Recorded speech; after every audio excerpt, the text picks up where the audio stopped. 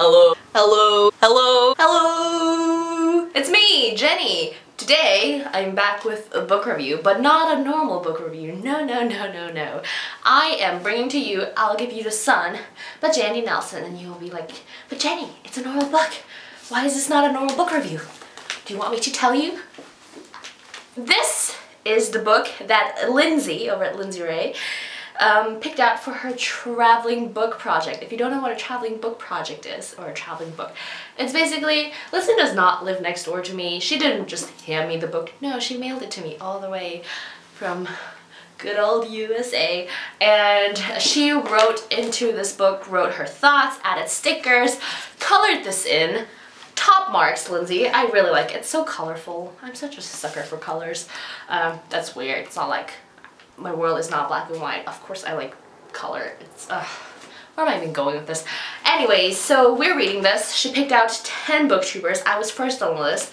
So I read it and I added my notes into it, and now I'm gonna be shipping it over to Riley. Both their links will be down below.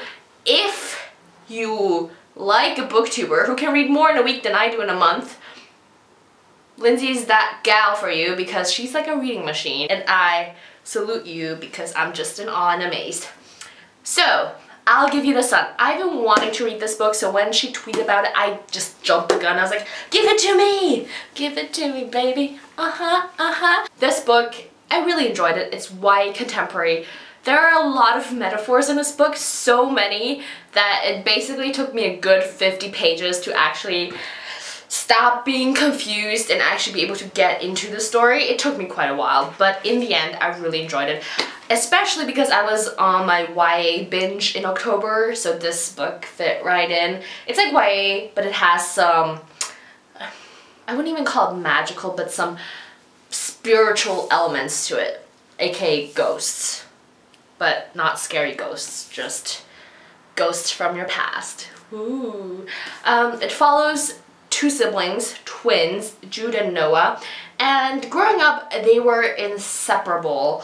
They were like one mind, two bodies, that kind of thing, you know, like always together. Jude was like the cool girl, and Noah was the weird boy who struggles with his sexuality. Noah and Jude both have artistical skills, and their parents or their mother thought it would be so good for them to attend a special art school for their high school years.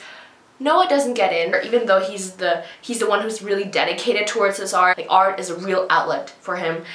Jude does get in, and flash forward 3 years later, their relationship is in shambles. They can't even look at each other. Miscommunication doesn't even exist because there just is no substantial communication between them. You don't really know what happened, so this is where the book kind of starts unfolding, because bit by bit you realize that their connection is as strong as ever, but they just don't realize it, whether it is because of the people they meet or what happened to them, or even though they're going through the same thing, they can't talk to each other because, you know, too much emotional baggage there. It's a really good book. I really like it.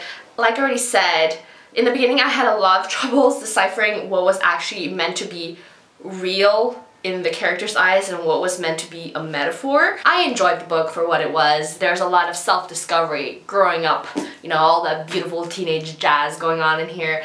I'm not sure I agree with how the siblings kind of came to terms with their mother's story, but that's just personal opinion. Yeah, if you've read the book, tell me how you thought about that. There were a lot of things in here which set my brain into gear and which made me think, oh, like, what would I do if I were in their situation? This book is also a lot about grieving and how to deal with grief and how to, you know, be vulnerable to be able to get over your grief. Me and my booktube friends, we talk to each other over chats, over Twitter, over comments about how we feel about books, and I think this is just a further, a more personalized step into the brain of the other person.